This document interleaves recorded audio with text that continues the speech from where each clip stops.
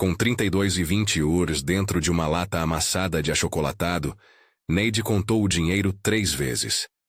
A mão tremia só um pouco, o suficiente para a moeda ressoar no metal, como se marcasse um relógio.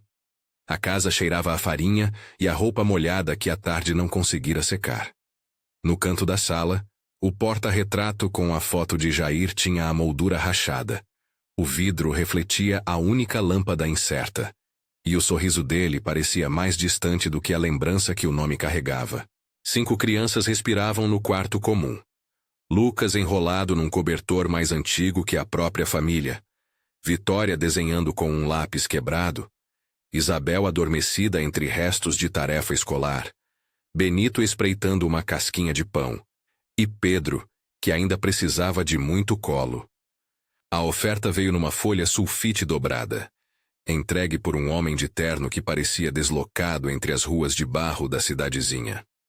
Dr. Evandro Caldeira assinava com letra firme, convidando Neide para trabalhar como caseira na fazenda Águas Claras, moradia para ela e as crianças. O compromisso de mantimentos mensais, a promessa, sutil, de trabalho que podia ir além da limpeza dos quartos e da cozinha. Não havia garantia de futuro, só a oferta de um teto sem aluguel e a possibilidade de pôr alguma coisa no prato que não viesse de favor. Neide olhou para a letra de Dr. Evandro, como quem lê um mapa.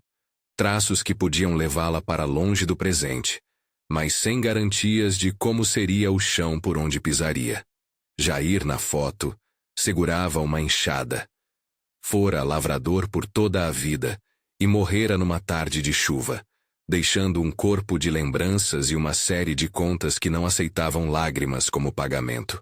A cidade onde viviam apertava os últimos respingos de dignidade de quem perdia o emprego, a casa, as esperanças.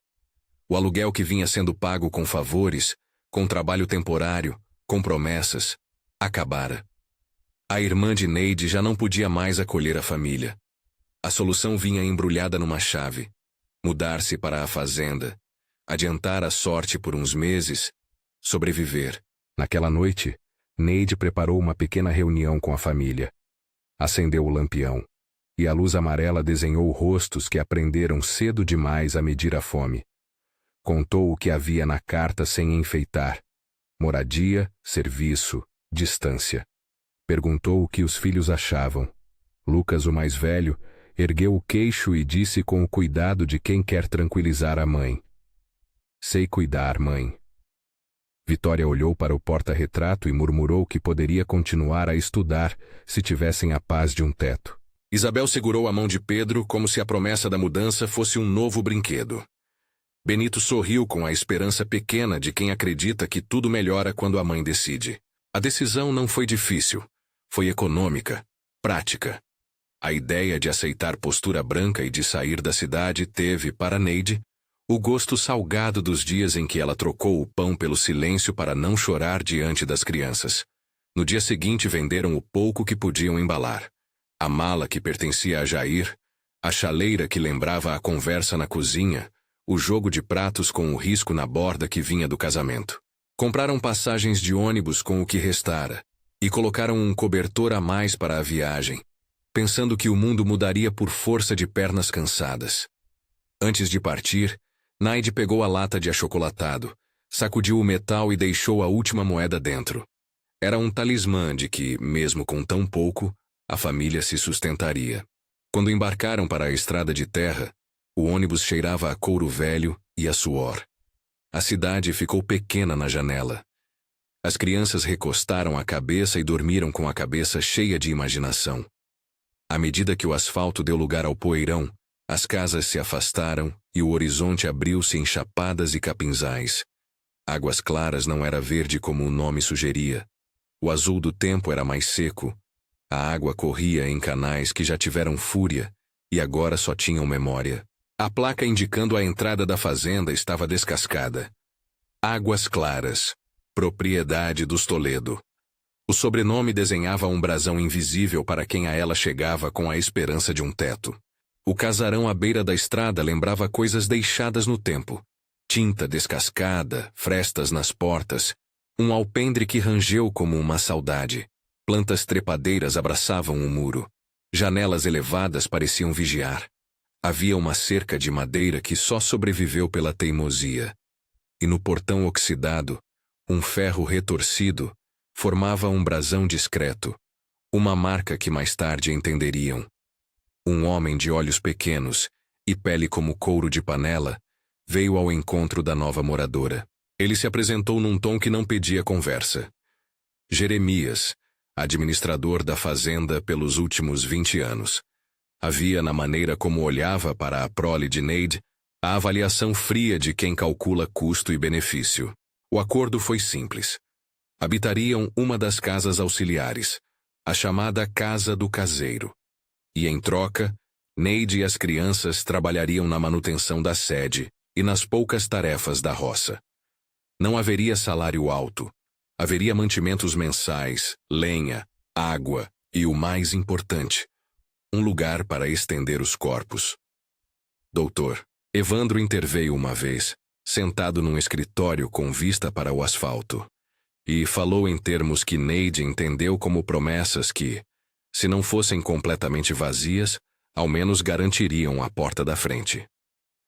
Havia uma tênue sombra de obrigação entre o advogado e a família Toledo, e Neide sentiu, naquele aperto, que entrava numa trama maior do que o pão diário. Ainda assim, quando colocou a chave na porta e entrou com as crianças, sentiu um alívio que doeu de tão profundo. As primeiras noites foram de ajuste. A casa cheirava a antigo. O chão rangeu sob passos que não conheciam o ritmo da cidade. Lucas assumiu as madrugadas, olhando para as faixas de luz que invadiam o quarto. Vitória encontrou espaço para o caderno, oficial da família que, à noite, lia em voz baixa para Pedro e para Benito, inventando aulas que a escola da cidade já não podia oferecer. Isabel virou vigilante das pequenas rotinas. Acendia o lampião, varria a poeira que se acumulava em volta do velho fogão e guardava livros emprestados que achava no sótão. Neide dormia pouco, escutando o estalar do madeirame e o bater de asas de pássaros noturnos.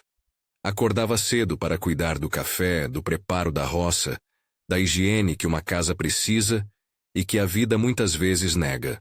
Enquanto limpavam o sótão e a área de serviços, as crianças encontraram as coisas que o tempo esqueceu.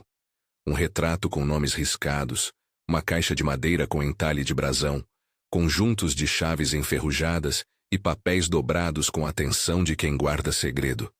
Foi Lucas quem virou a madeira podre e percebeu algo preso entre as tábuas do assoalho. Envelopes com selos antigos, papel amarelado, a letra angular de quem escreveu com pressa. Neide foi chamada e sentou no chão de pó, os olhos fixos nas letras. Uma das cartas trazia uma data. 1943. A caneta, em traço firme, dizia mais do que o corpo do texto. As terras não foram apenas confiscadas. Ler aquelas palavras foi abrir uma gaveta do passado que não pertencera àquela família, mas que agora batia na sua porta. A carta falava de terras tomadas, de registros forjados, de nomes que não constavam mais nos papéis oficiais. Havia um cuidado quase obsessivo em arquivar as informações. Nomes, datas, quantias. Em outro envelope, um mapa com uma linha desenhada até o desenho de um galpão e a indicação, porão secreto. Havia também um papel menor, dobrado em 4, com uma assinatura que, mais tarde, entenderiam como algo que mudaria tudo. Juventino Toledo. E uma palavra riscava o final do papel como quem apaga a culpa. A descoberta não veio como um espetáculo. Veio como uma sombra que cresce. Ao mesmo tempo que a excitação de ter algo estranho e misterioso dominava os filhos, Neide sentiu o peso da responsabilidade. As cartas eram provas que garantiam a existência de um passado que alguém desejara esconder. A principal pergunta que a acompanhava era direta e cruel. Aquilo poderia alimentar a família agora? A tentação era imediatamente prática. Barras de metal que, se existissem como a cartografia sugeria, valiam uma vida de meses. Ouvidas as crianças subir, havia a outra voz, mais dura. Buscar justiça. Não era só sobre sobreviver por uma semana a mais. Era sobre o que ficaria para as crianças quando o que sobrava da mãe se esgotasse. Naquela primeira noite de descobertas, leram à luz do lampião. A casa parecia menor e maior ao mesmo tempo. Menor, porque o mundo se reduzia a 7 pessoas à volta. Maior, porque o passado se deu ao presente com uma intimidade que pousou como pó nas roupas. Vitória leu alto trechos das cartas com uma clareza surpreendente. Nomes citados, datas que batiam com a época do Estado Novo, referências a um ouro que circulou como se fosse sombra. O mapa, desenhado a lápis, mostrava um traçado do casarão e um X em um lugar que, segundo o desenho, ficava sob a cozinha, um porão escondido pelo piso. Eles conversaram baixinho, com a urgência que o medo e a esperança impõem. Lucas sugeriu que cavassem discretamente. Neide pensou nas possibilidades práticas. Cavar requererá tempo, gera barulho, chama curiosidade. E a curiosidade, naquele lugar, podia vir com olhos de dono. Olhos como os de Jeremias, observando com a distância de um vigia. Se encontrarmos algo, disse Lucas, poderíamos procurar um jeito de vender. A menção à venda soou como uma ferida aberta. Neide via, nas letras e nos rabiscos, a possibilidade de resolver a fome. Também via o risco de abrir uma guerra que não entendiam ainda. Antes de qualquer decisão mais arriscada, optaram por esconder as cartas. Colocaram-nas dentro de uma caixa menor, entalhada com um brasão que combinava com o desenho do mapa. A caixa fechou com um estalo seco. Neide guardou a chave num lugar que só ela e Lucas conheciam, por trás do retrato de Jair. A imagem dela, com o coração cheio de segredo, foi dormir com a mente trabalhando no que faria quando despertasse. No dia seguinte, enquanto varriam o alpendre e lavavam o tanque de porcelana, correu o boato entre os trabalhadores. A família nova não fica muito ali. A voz de quem falava levou um cuidado calculado, uma mistura de curiosidade e aviso. Jeremias passou em frente à casa como quem não saiu do lugar. Os passos medidos, a sombra alargando no chão.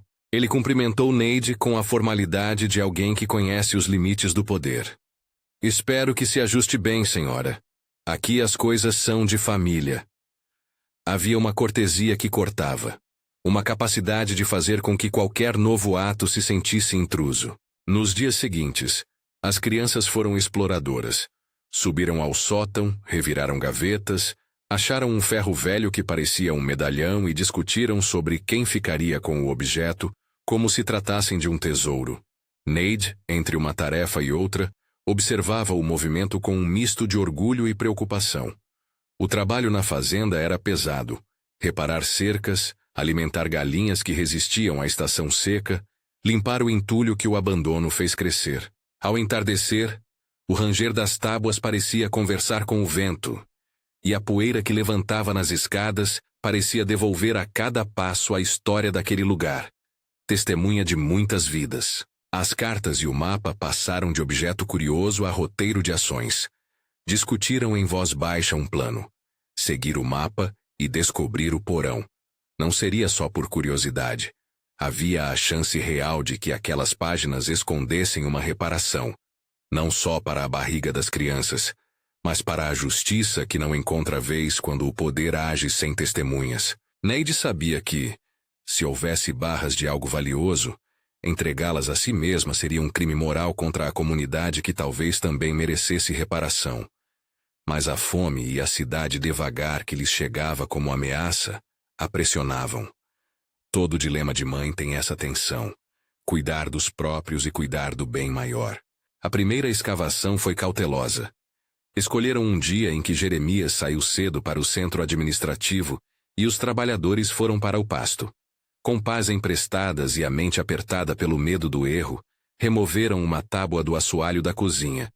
Por baixo, a madeira cheirava a mofo. Havia, como o mapa prometera, um vão com degraus que desciam para a escuridão. Lucas acendeu a lanterna de bateria. A luz cortou o pó e revelou pedras úmidas, e uma porta de ferro, do tempo em que se escondia mais do que se conservava. As cartas, o desenho do mapa, A palavra 1943 surgiam agora como chave para abrir o lugar. Com o coração batendo firme, empurraram a porta. O ar que saiu do porão trouxe cheiro de metal e terra. Havia caixas empilhadas, lonas cobrindo algo de tamanho e um cheiro de passado abafado. Neide tocou a lona e sentiu a dureza. Barras empilhadas, pequenas, que refletem um brilho surdo. Não houve cena cinematográfica de moedas caindo. Houve, sim, o peso do objeto na mão de Neide. A sensação de que aquilo era mais do que metal. Era a presença de decisões acumuladas no tempo. Ao lado, um envelope com documentos enrolados em papel vegetal. O selo do documento tremia no canto como se soluçasse. A visão foi rápida, quase inacreditável. A tentação empurrava com força, como se a solução para semanas de fome pudesse caber naquela caixa. Lucas sussurrou.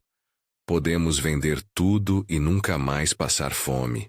Benito segurou a mão de Pedro e repetiu palavras que aprendia na escola. Justiça. Vitória, com a maturidade precoce de quem já lida com cartas e contas, perguntou. E se isso for a prova que alguém tirou de outras pessoas o que não era seu? As palavras batiam uma contra a outra. A consciência de Neide trabalhava em alta velocidade. Usar aquele tesouro para suprir uma necessidade imediata seria uma traição à memória de quem possivelmente sofreu injustiça. Guardar aquilo escondido seria manter entre as mãos uma arma que poderia ser usada tanto para o bem quanto para a desgraça. Decidiram, no final, por uma medida que parecia um equilíbrio tênue. Retiraram apenas algumas barras pequenas, o suficiente para guardar como prova de que havia valor, e enrolaram o restante em lonas, repondo a tábua do assoalho. As barras menores foram guardadas numa lata menor, enfiada sob o assoalho do quarto de Neide, junto com uma das cartas. O resto do porão foi coberto com uma lona e as pedras repostas como se nada tivesse acontecido. Saíram do porão com a sensação de que a vida fora marcada para sempre. Naquela noite, quando as crianças dormiam, Neide segurou a lata nas mãos e sentiu uma mistura de triunfo e medo. A casa estava quieta, o lampião apagado. Do lado de fora, o vento trouxe o som distante de um carro tomando a estrada. Havia a possibilidade óbvia de que alguém notasse mudanças. Passos que não pertenciam aos que estavam ali, olhares que vigiavam. Neide pensou em Jair, em como ele sempre disse que a terra fala com a mão que a trabalha. Ela sentiu que agora a terra lhe falava de um modo diferente, abrindo gavetas de segredos. A madrugada trouxe algo que nenhum mapa anunciara, pegadas recentes no caminho da cozinha. Não eram de animal, eram humanas, calçadas com súbita intenção. Neide acordou com o sobressalto de uma mãe que sabe quando o perigo circula.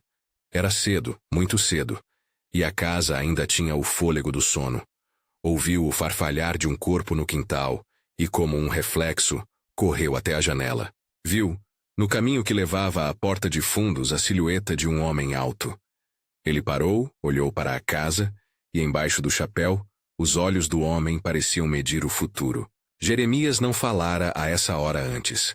A figura recuou para trás da moita. A mão de Neide apertou a janela como se pudesse agarrar o tempo. Ela ouviu outro som, o motor lento de um jipe cortando a estrada de terra. A luz dos faróis desenhou sombras longas. A pressão no peito aumentou. Sair dali significava expor o segredo. Ficar significava arriscar que um visitante notasse algo no assoalho que haviam bagunçado. A cabeça de Neide girou com perguntas. Como saber se deviam confiar no silêncio? Quem viria tão cedo? Por que alguém saberia que eles cavaram? O animal do medo doméstico levantou a família. Neide buscou Lucas, que se espreguiçava com olhos de sono pesado. Fique de vigília, sussurrou. Lucas entendeu sem debate. Vitória apertou os papéis do caderno contra o peito, como um ritual de coragem. Eles se arrumaram em silêncio e repassaram um plano básico. Se alguém batesse a porta, Neide abriria e diria que são novos demais para saber de nada. Se alguém forçasse a entrada, se esconderiam. A voz de Lucas tremia um pouco, mas sustentou firme. A prática da sobrevivência era agora uma rotina de prontidão. Quando a porta principal rangeu e uma voz masculina distante chamou: Neide. O coração dela quase saiu pela boca. Era uma voz que trazia a autoridade de quem dirige a propriedade. Por trás dela, a cidade parecia mais distante do que nunca. Neide abriu, com as mãos que ainda cheiravam a pão de ontem, e encontrou Jeremias com uma expressão composta. Não havia ameaça direta no rosto dele. Havia apenas a promessa de que tudo o que acontecesse ali se alinharia com os interesses da fazenda. Foi só para verificar se estavam se acomodando, disse Jeremias. Vimos fumaça e achei melhor checar. A fala era simples demais para aquilo que pairava no ar. Neide respondeu com o cumprimento que aprendeu nos meses de lutas. Obrigada. Estamos nos acertando. A conversa foi curta, mas o tempo que Jeremias permaneceu parecia avaliar algo que a família precisava guardar. Quando a porta se fechou, Neide sentiu uma sensação de alívio misturada com urgência. Havia ali, patente, a vigilância de quem administra o lugar. E se o administrador tivesse ouvido falar do porão? E se Dr. Evandro, no escritório da cidade, soubesse de mais coisas do que ela imaginava porque havia trocas sutis de muletas entre advogados e donos de terra? As perguntas redundavam em uma única certeza. Precisavam de tempo para pensar. Foi quando Lucas sugeriu uma medida que parecia prática e quase infantil. Levar as cartas para a cidade e mostrar alguém de confiança. Neide pensou no promotor, no Ministério Público, na Polícia Federal. Palavras grandes, com papéis maiores do que as mãos que agora seguravam a lata.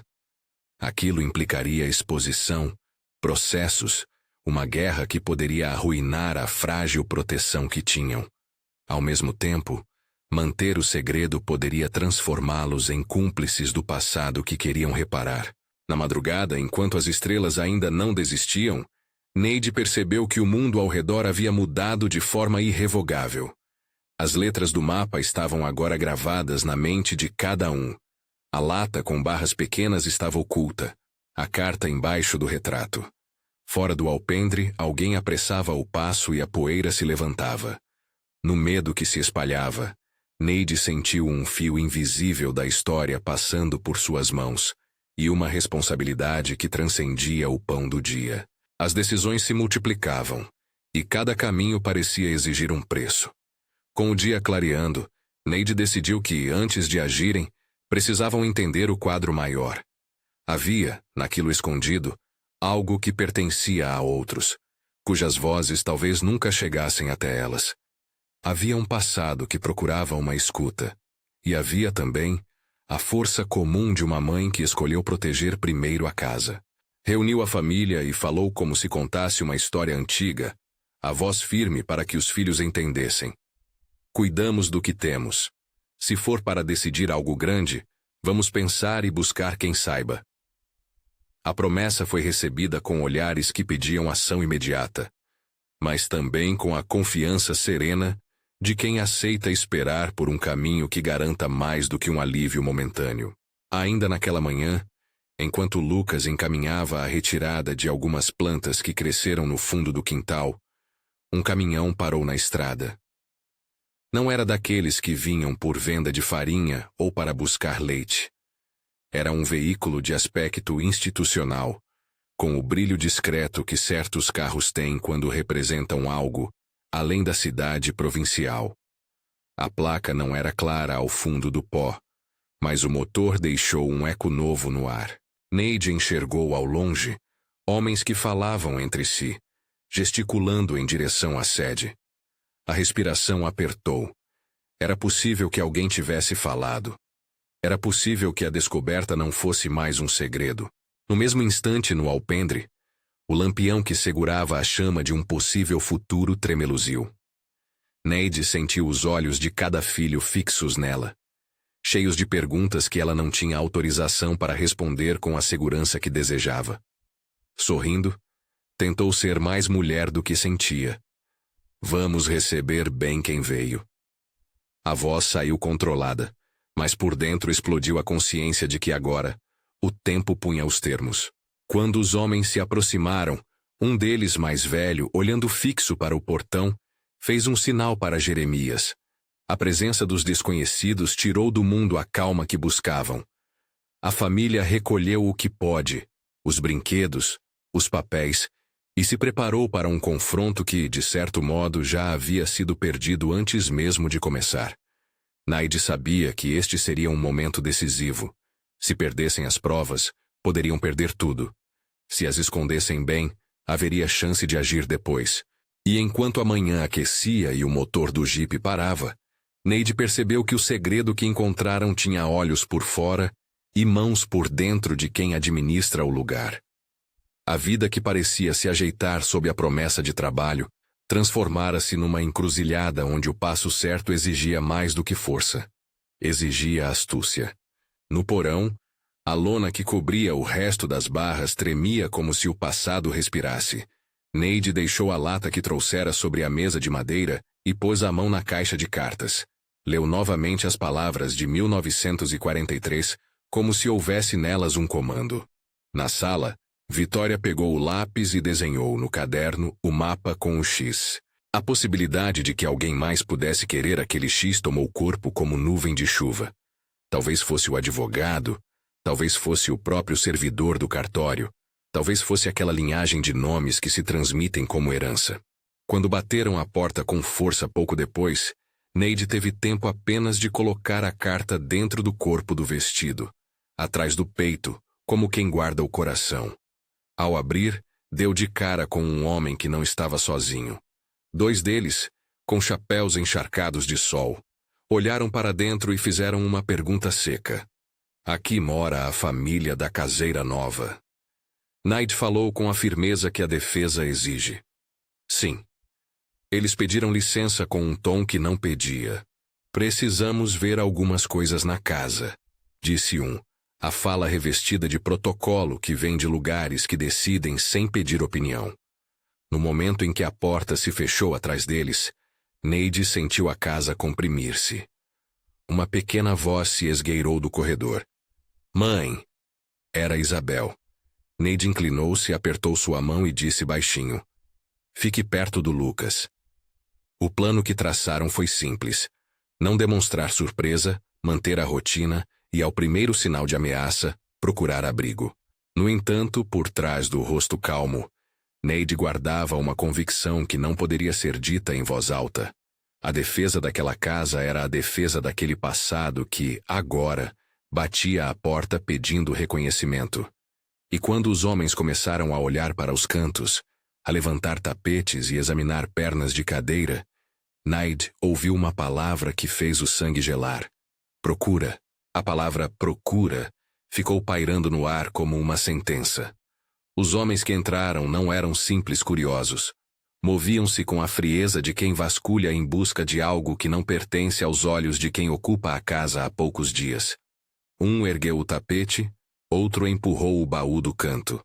Abriu-se uma rotina de mãos que examinavam, dedos que puxavam tecidos, o som seco de coisas sendo folheadas. Neide manteve a voz controlada, as respostas curtas. Permitiu que olhos se demorassem nos cantos que ela sabia inocentes, guardando a verdade no peito como quem protege uma chama. Quando chegaram ao quarto onde o retrato de Jair pendia, o homem que liderava a busca baixou o olhar para a moldura, passou a mão no vidro encardido e perguntou, com um ar que tentava soar inócuo.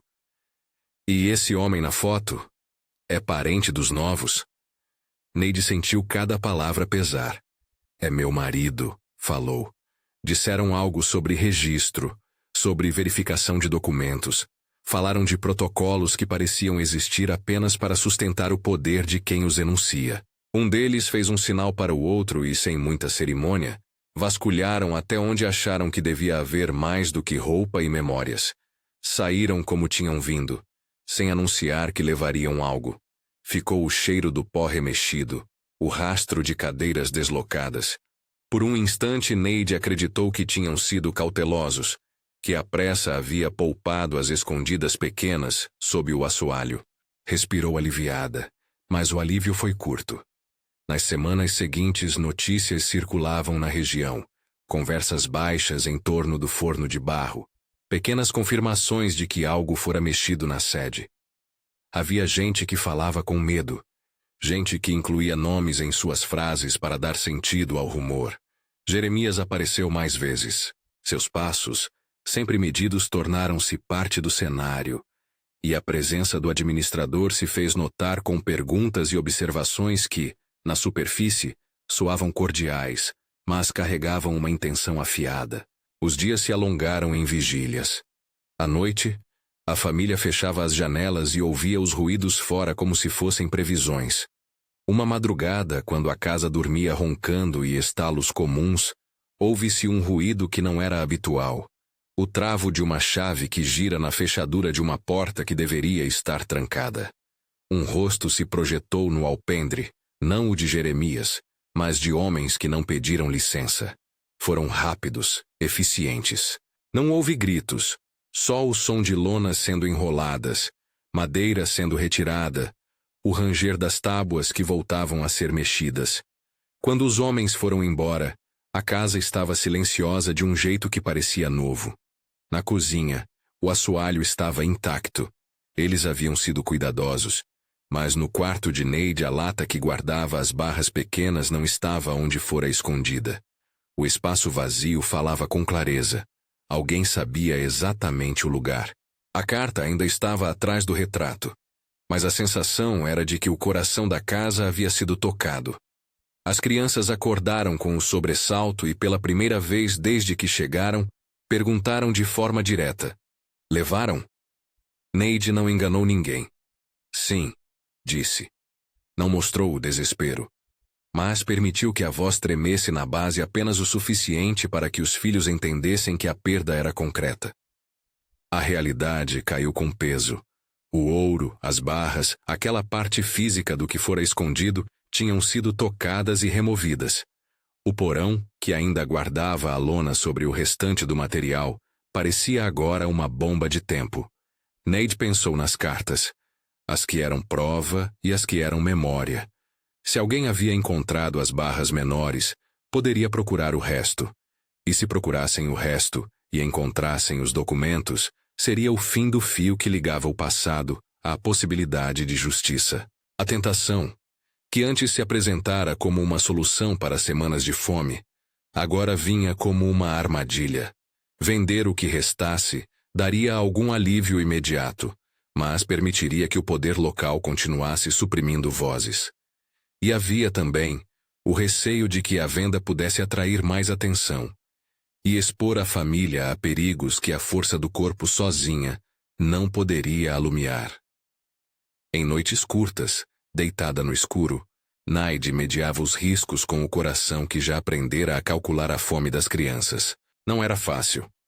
A moral de uma mãe é frequentemente construída sobre escolhas que ao mesmo tempo protegem e condenam. Sem muitas alternativas, procurou quem pudesse conhecê-la sem preconceito. Havia nas proximidades uma mulher que todos chamavam de Dona Encarnação. Uma senhora mais velha que morava na casa, que ficava na curva do riacho, cujos olhos sabiam nomes antigos e cujas mãos pareciam ter enterrado memórias para que florescessem outros dias. Diziam que ela guardava papéis, que conhecia histórias de família, que acreditava que a terra tem memória. Neide foi até lá numa tarde de vento curto. Passou entre mangueiras, chamou, e foi recebida por um rosto enrugado aberto, como um porto. Dona Encarnação ouviu a história sem surpresa, com uma calma que denunciava costume em escutar. Não foi ao mesmo tempo espetáculo de sensibilidade. Foi um receio prático, de quem reconhece quando o mundo pressiona pela violência. Sente, pediu a velha, e ofereceu um copo de quentão que aquecia as mãos de Neide. Quando Neide contou sobre as cartas, sobre o mapa e sobre o porão, a expressão de Encarnação mudou apenas nas pálpebras. Reconhecimento e um resgate de um arquivo. Eu sabia, disse ela num tom que não era triunfo, era constatação. Há muito tempo que há um rastro dessa família escondido. Não é a primeira vez que o nome Toledo aparece com esse peso. Dona Encarnação caminhou até um armário velho e retirou uma pasta enrolada em tecido. Havia ali papéis guardados com a paciência de quem entende que o tempo coloca tudo no lugar.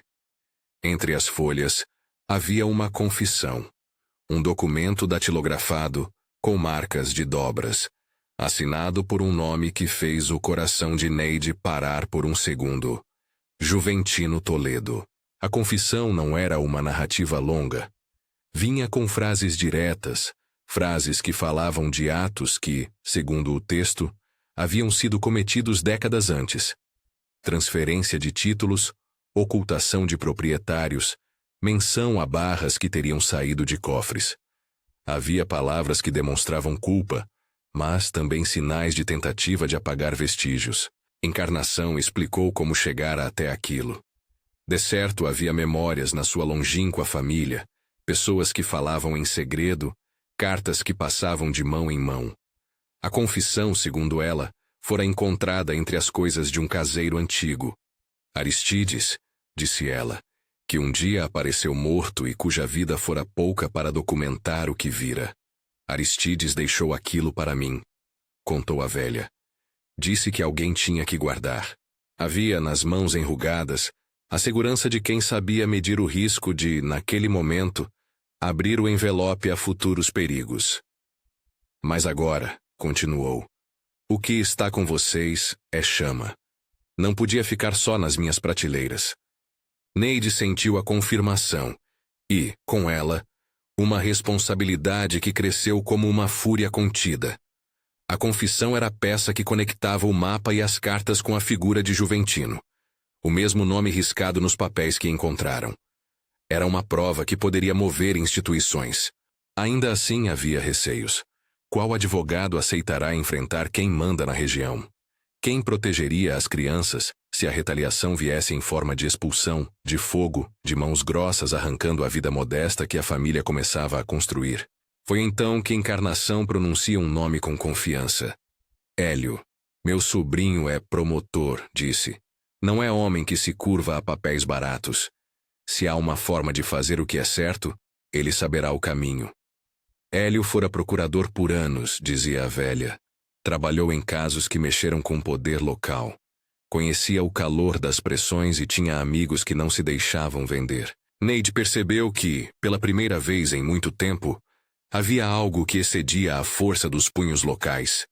Havia a instituição que podia ouvir sem se curvar. A decisão, então, foi tomada com a urgência de quem tem fome, mas com a certeza de quem não quer que a história se perca. Levariam as cartas e a confissão para Hélio, não venderiam o que restava, buscariam o caminho da justiça.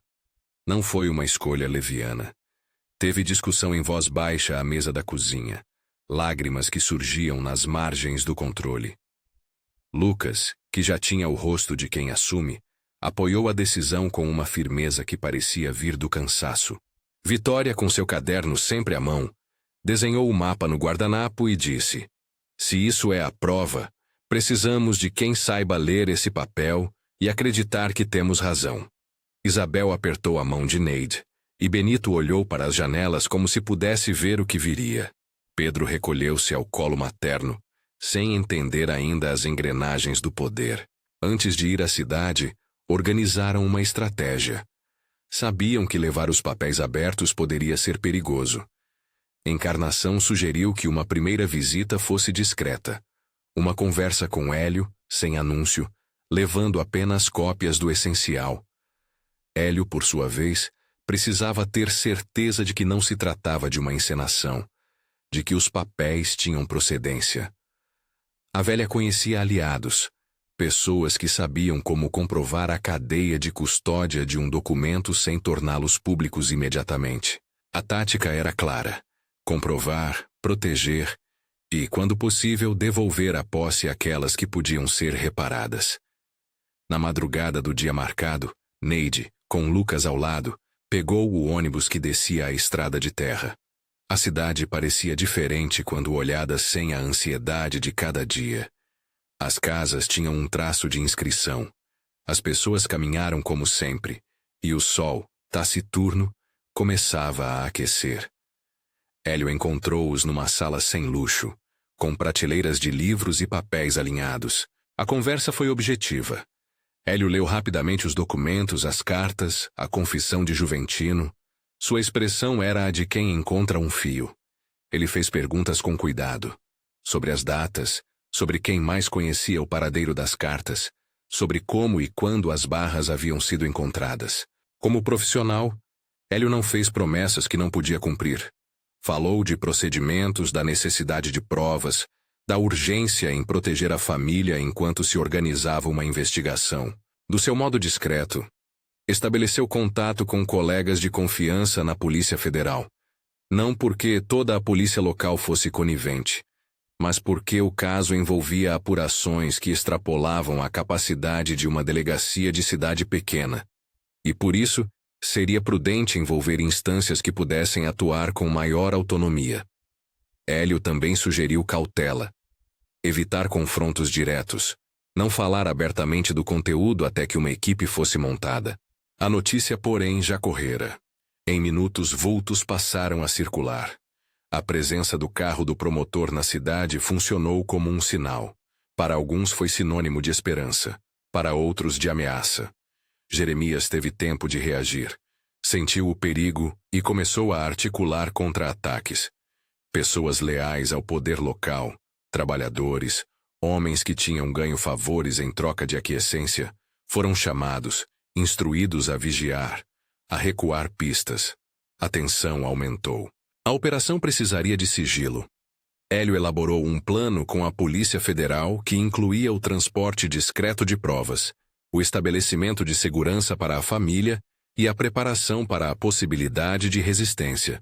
Chegaram na fazenda antes que o dia abrisse de vez, em veículos sem identificação extravagante, com profissionais que sabiam agir com calma. A chegada foi silenciosa. Aproximaram-se como quem entra num terreno que já conhece o cheiro do medo. Quando as equipes reuniram os documentos e entraram no porão, descobriram que parte do material havia desaparecido, exatamente como prevenira Neide. Lontras de tempo, lonas reviradas, marcas de que alguém visitara o lugar. Ainda assim, o restante dos papéis e o que havia sido recuperado deram base para a investigação. Hélio leu os textos ali reunidos com um misto de tristeza e determinação. A confissão de Juventino trazia termos que ligavam a família Toledo a operações que, segundo os documentos, haviam servido para transferir propriedades e ocultar registros de verdadeiros donos. Havia detalhes suficientes para que a equipe definisse que valia a pena prosseguir. A prisão, quando veio, teve impacto. Não foi um espetáculo midiático. Foi uma ação séria, acompanhada por mandados e por faróis que iluminavam a sede da fazenda. Jeremias foi detido num corredor onde sempre mandara com poucas perguntas e muita execução. Havia outros, homens que faziam o serviço braçal da intimidação, que também foram levados para prestar esclarecimentos. Doutor, Evandro estava longe o suficiente para não ser imediatamente prendido. Sua figura ficou no campo das suspeitas, das interações formais com os donos da terra. Em público, ele mantinha distância, mas nas conversas secretas muitos o ligaram àquele fio que passava entre advogado e proprietário. A sequência foi de diligências. Cartórios foram checados, registros confrontados, testemunhas ouvidas. A presença da confissão de Juventino acelerou processos internos de verificação porque, alicerçada a cartas e ao mapa, compunha um quadro coerente de apropriação indevida. Foram dias de audiências, de perícias documentais, de expectativas que ferveram numa comunidade acostumada a ver poucos resultados. E embora nem tudo saísse do modo exato que Neide sonhara, nenhum sistema é perfeito. O curso do procedimento levou a decisões que, para quem vivia à margem, significaram algo próximo da reparação. No centro dessa luta, Neide raramente deu entrevistas. Preferiu cuidar da casa, das crianças, do alimento que ainda faltava. Não buscou holofotes, mas encontrou apoio em redes locais.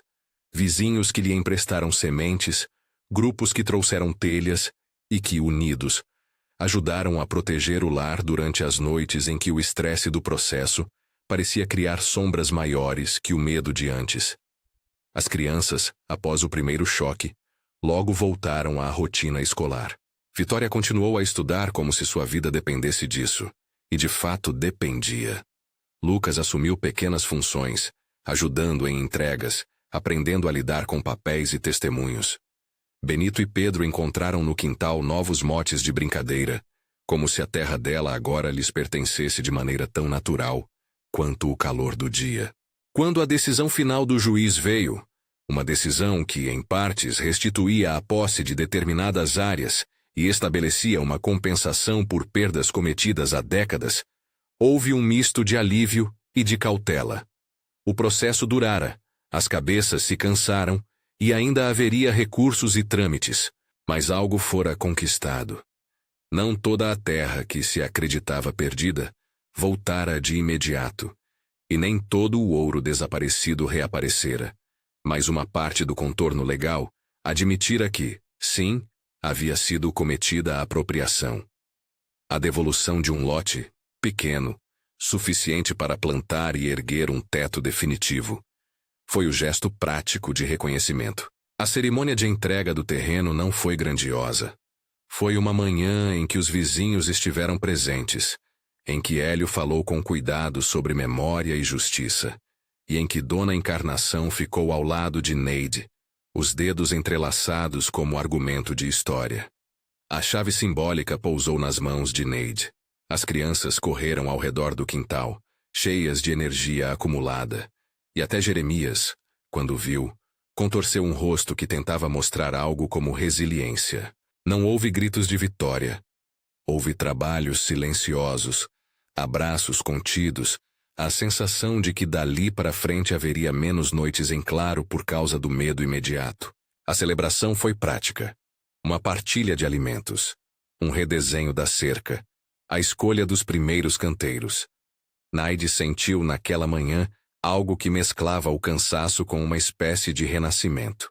Plantaram mandioca e feijão, sementes que não prometiam riqueza, mas que simbolizavam continuidade.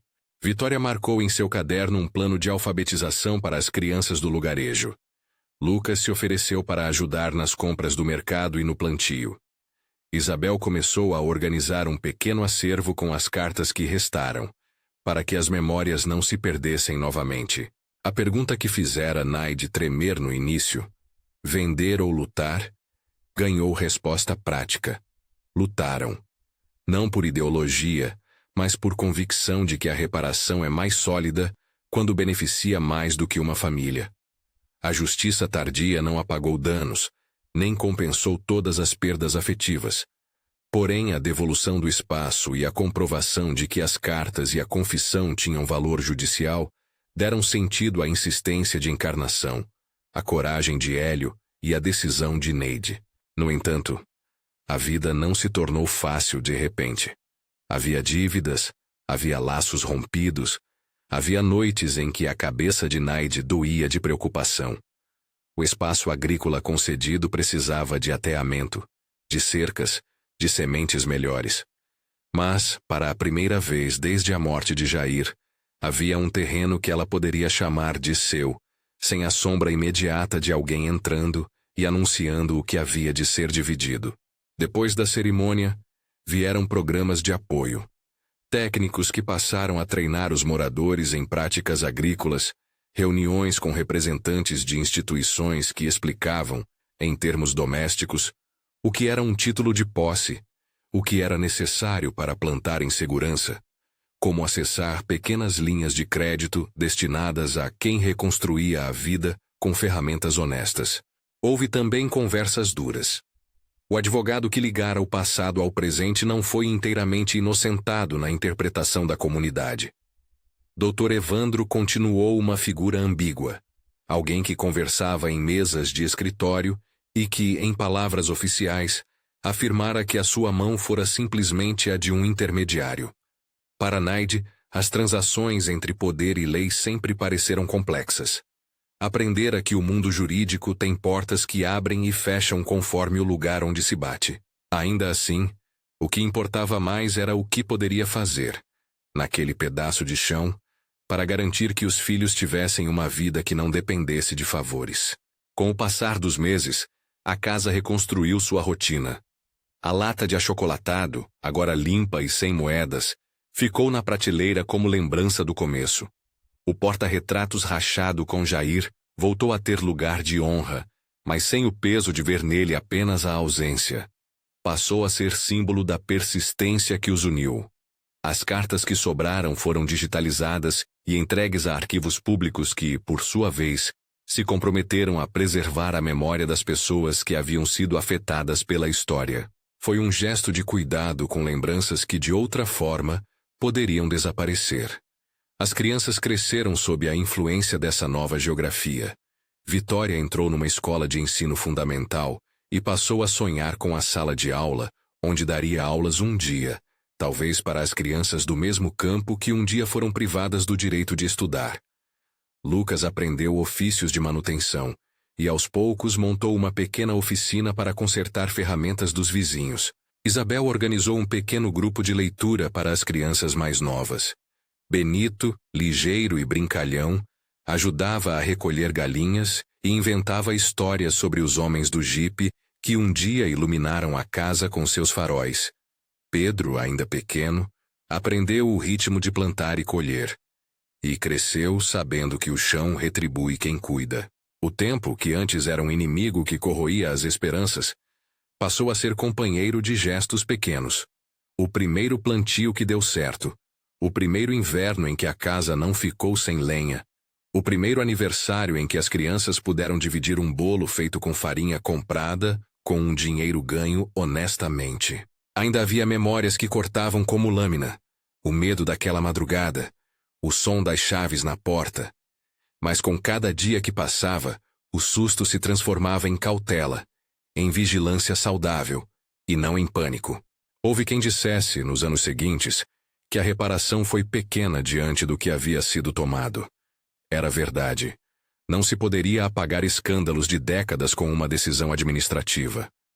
Porém, para a família de Neide, a restituição daquele pedaço de terra significou autonomia. A vida que reconstruíram não era um final de conto, com todas as arestas polidas. Era um começo lento, tecido por dias de trabalho, solidariedade e aprendizado. A justiça tardia não veio como bálsamo para tudo que foi perdido, mas trouxe a dignidade de poder semear, sabendo que aquilo que se plantava lhes pertencera. Num entardecer, anos depois, Neide caminhou pelo terreno que agora cultivava ao lado das crianças que cresciam. A casa nova tinha um alpendre pintado de um azul humilde, e as filas de canteiros pareciam escrever a história que escolheram recontar. Sentou-se numa pedra e olhou o horizonte. Havia uma serra recortando o céu, uma linha que lembrava as margens onde o tempo deixara suas marcas. Ao seu lado, Vitória trouxe o caderno e abriu uma página para desenhar. Lucas trouxe um copo de água e, sem querer, deixou escapar um sorriso. Dona Encarnação passou, como sempre, com um saco de sementes na mão, e as duas trocaram um olhar que não precisava de palavras. Naquele momento, Neide pensou em Jair e na enxada que ele carregava na foto. Pensou em como a terra fala com quem a trabalha, como dizia o marido, e sorriu com a consciência de que agora teria, para contar aos filhos, um outro argumento. O de que a luta por justiça valeu não apenas pelo que recuperaram, mas pelo que aprenderam a construir com o que lhes foi dado. Sabia que ainda haveria dias difíceis, mas também sabia que não estava mais sozinha em viver o peso da sobrevivência. A história dela, de uma viúva que saiu com 5 filhos na esperança de um teto e encontrou, sob as tábuas, mais do que metal, tornou-se conhecida na vila e nas comunidades vizinhas como um relato de resistência. Não foi uma história de herói.